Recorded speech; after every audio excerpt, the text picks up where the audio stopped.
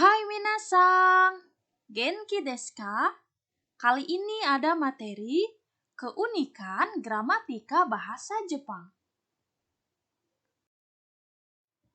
Beragamnya bahasa-bahasa di dunia dan keunikannya membuat tantangan tersendiri untuk dipelajari. Salah satunya adalah bahasa Jepang yang memang unik dari segala lini. Mulai dari jenis tulisan, cara menulis, grammar, ragam kata, dan masih banyak lagi. Semuanya bahkan masih membuat pelajar lokal kerepotan untuk mempelajarinya, apalagi pelajar asing. Meski demikian, tak sedikit pelajar dan pekerja asing yang memilih Jepang sebagai negara tujuan belajar dan bekerja. Ternyata, kemajuan pendidikan dan perekonomian mengalahkan keterbatasan penguasaan bahasa.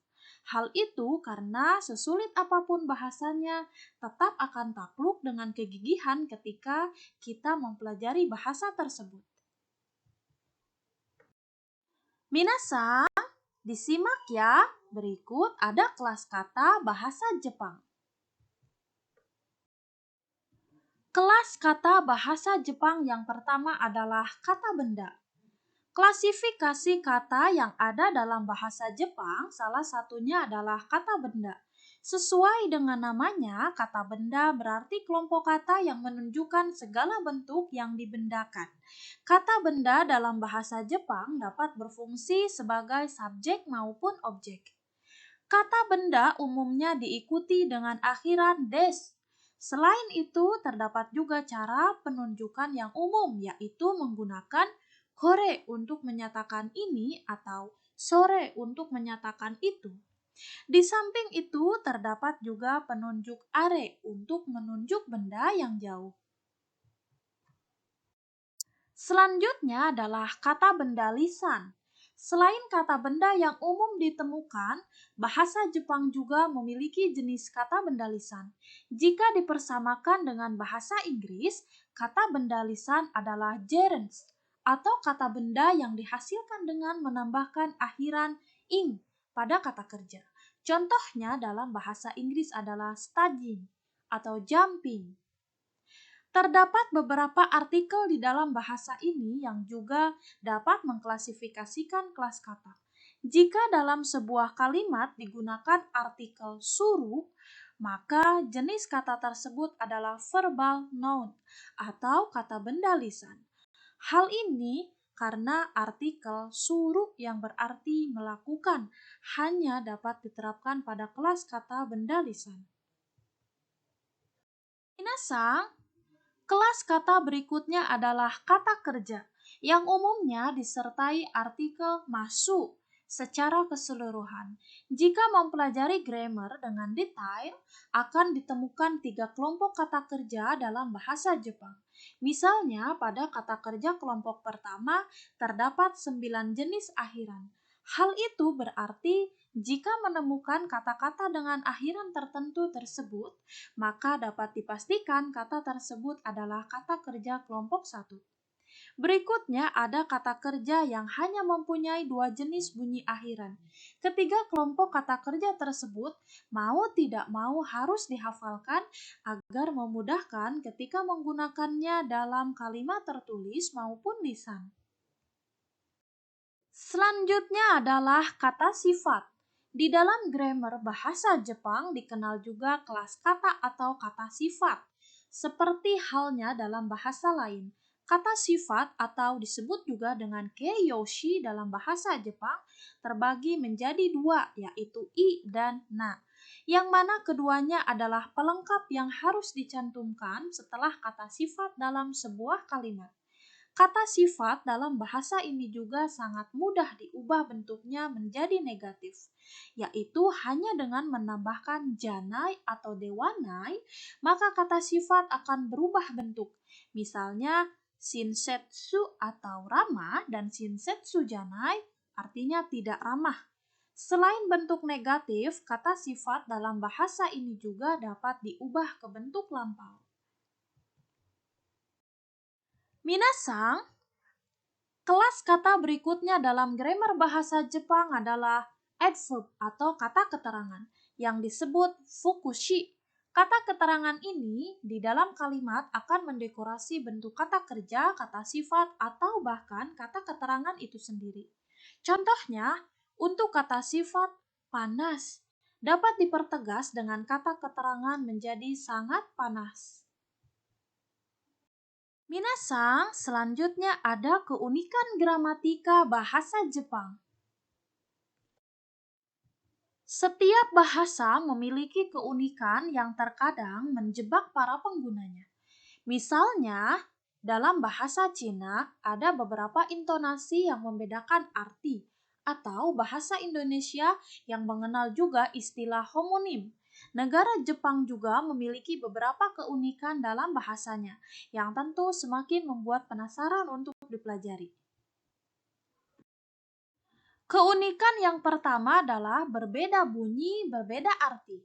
Dari segi pengucapan, tidak ada yang menyulitkan bagi pelajar Indonesia ketika mempelajari bahasa Jepang. Hal itu karena tidak ada perbedaan antara penulisan dan pelafalan bunyi. Namun, yang menjadi pembeda adalah panjang dan pendeknya bunyi yang bisa membedakan arti. Salah satu contohnya adalah Joshi, yang dengan bunyi O lebih pendek daripada Joshi yang dibunyikan lebih panjang. Kata yang pertama berarti perempuan, sementara kata yang kedua artinya atasan. Jika salah melafalkan, bisa-bisa terjadi kesalahpahaman, minasang. Keunikan berikutnya adalah pujian wajib. Orang Jepang sangat senang memuji orang lain dengan kata Nihongo Joju desu ne, yang artinya bahasa Jepang Anda bagus. Bahkan level pujian ini menjadi hal yang dicari oleh para turis. Selain objek wisata di Jepang, pujian ini menjadi sebuah kewajiban yang ditujukan kepada pembicara yang baru belajar. Namun, pujian ini sebaiknya tidak diucapkan kepada pembicara yang mahir, karena justru akan dianggap sebagai ejekan. Selain itu, jika pujian Nihongo Joju sudah jarang didengar, artinya level bahasa yang diucapkan sudah dianggap sama dengan penduduk lokal. Keunikan berikutnya adalah semakin panjang, semakin sopan. Jika mencermati model email bisnis dalam bahasa Jepang, semakin panjang kalimat yang digunakan, maka kalimat tersebut semakin sopan. Berbeda dengan bahasa Inggris yang lebih simpel dalam model emailnya. Contohnya, jika seseorang meminta izin dengan kata "yasundei", kalimat tersebut adalah informal, sementara kalimat yang lebih sopan adalah "yasumasete itadakenai deshou ka?" Bahasa dan dialek. Seperti halnya di Indonesia yang sangat kaya dengan dialek, bahasa Jepang juga akan menjadi rumit jika mempelajari dialek. Tentu saja, dialek dalam bahasa jarang dipelajari di sekolah, melainkan harus terjun ke kelompok masyarakat tertentu. Apa sih manfaat mempelajari gramatika bahasa Jepang? Minasang, mempelajari bahasa asing seperti bahasa Jepang bukan sekedar untuk gaya-gayaan ya. Banyak manfaat yang bisa didapat dengan mengembangkan kemampuan berbahasa ini. Di antaranya adalah kredit poin beasiswa. Bagi pelajar yang mengincar beasiswa untuk melanjutkan studi di Jepang, bisa berbahasa Jepang dengan baik adalah nilai tambah. Meskipun lembaga pemberi beasiswa umumnya memberikan kursus secara intensif sebelum keberangkatan. Yang kedua, mudah berkomunikasi. Tidak hanya bagi pelajar, belajar bahasa Jepang juga akan memudahkan para pekerja dan siapapun yang pergi ke negara tersebut. Hal itu karena komunikasi adalah hal utama dalam bersosialisasi. Kemudian, meminimalisasi kesalahan berbahasa. Bagi pelajar dan pekerja lokal maupun asing, grammar sangat penting untuk dipelajari untuk meningkatkan kualitas belajar dan bekerja. Lebih jauh lagi agar tidak terjadi kesalahpahaman karena bahasa. Selanjutnya, uji kemampuan bahasa Jepang. Bagi pelajar atau pekerja asing, terdapat sebuah tes untuk uji kompetensi yang bernama JLPT. kependekan dari Japan Language Proficiency Test. Ukuran yang diberikan berada dalam 5 level, yaitu N1 sampai N5. Kriteria N1, pada level tertinggi penguasaan bahasa Jepang termasuk grammarnya.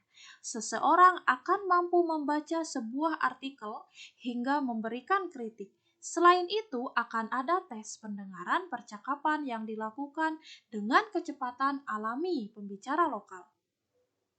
Untuk kriteria N2, level yang lebih rendah dari sebelumnya, karena di level membaca hanya diperlukan pemahaman terhadap sebuah teks seperti surat kabar.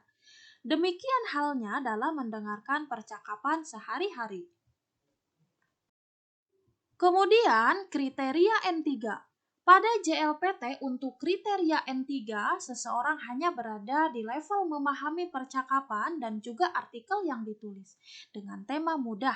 Misalnya sebuah artikel tentang tema kehidupan sehari-hari.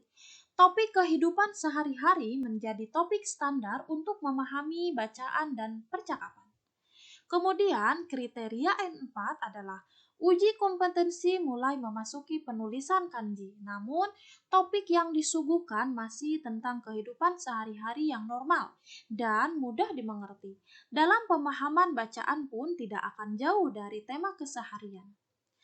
Kemudian, untuk kriteria N5, ini merupakan level terendah di mana uji kompetensi masih menggunakan huruf katakana, hiragana, atau kanji dasar.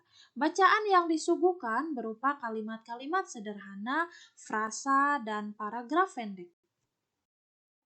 Minasang, untuk materi hari ini saya akhiri ya. Jika ada pertanyaan dan masukan silakan kalian tulis di komentar ya. Sekian dan terima kasih. Arigatou gozaimashita. Sayonara.